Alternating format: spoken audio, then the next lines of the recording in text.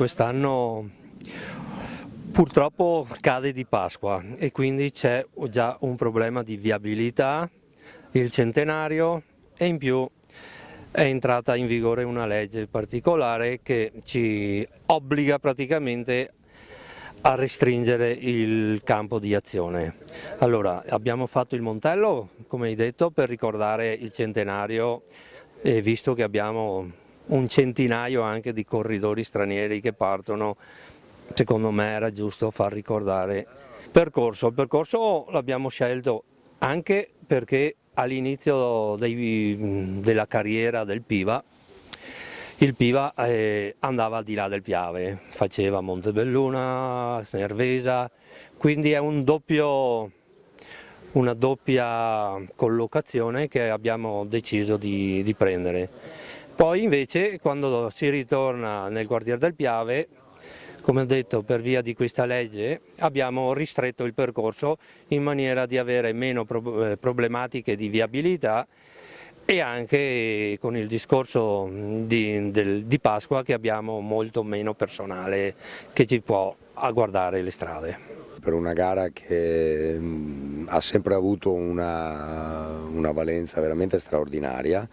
Ricordo, insomma, ormai quasi 30 anni fa, quando correvo io nella categoria, era già allora una manifestazione a cui tutti tenevano e alla quale, insomma, tutti si presentavano al massimo delle loro possibilità. È una corsa che è cresciuta moltissimo, che continua a eleggere ragazzi che poi al passaggio tra i professionisti riescono a far parlare di loro, e direi che questo è un plauso e un vanto per gli organizzatori, ma anche per tutta la regione, che può contare su un evento di questa portata.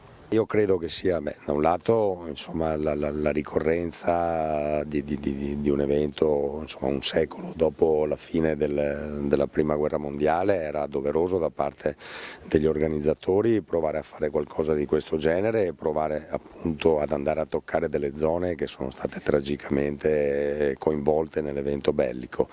Dal punto di vista tecnico io credo che renda ancora più interessante questa manifestazione, che comunque poi si deciderà chiaramente nelle colline intorno a Col San Martino nel finale. Quando è nato io correvo in bicicletta, quindi da allievo e da juniores, no, è importante ed è grandioso il fatto che vadano avanti così queste corse, 70 anni. Pensate al ciclismo che è stato visto qui, i grandi personaggi che sono passati, che poi hanno fatto una grande carriera da professionisti. Ho visto l'Albo d'Oro, è qualcosa veramente quasi di emozionante, e sono queste le gare che vanno sostenute, vanno apprezzate, perché consentono proprio di portare avanti un discorso storico molto molto importante. Poi io ero già stato qui l'anno scorso, ma è un'organizzazione bellissima.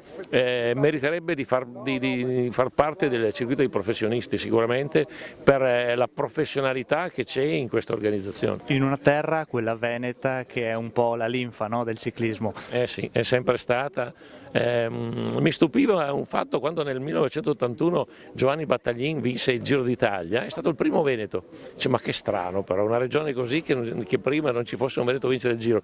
Ma qui è sempre stata una culla del ciclismo. Io arrivo da una regione nobile decaduta, come già ho detto, che è il Piemonte, che era la terra dei campionissimi di coppie di Girardengo, ma che non sa più produrre dei campioni. Mistero sicuramente su questo fatto, ma sicuramente manca l'organizzazione a livello dirigenziale che c'è qui. Qui c'è la passione, qui c'è la professionalità.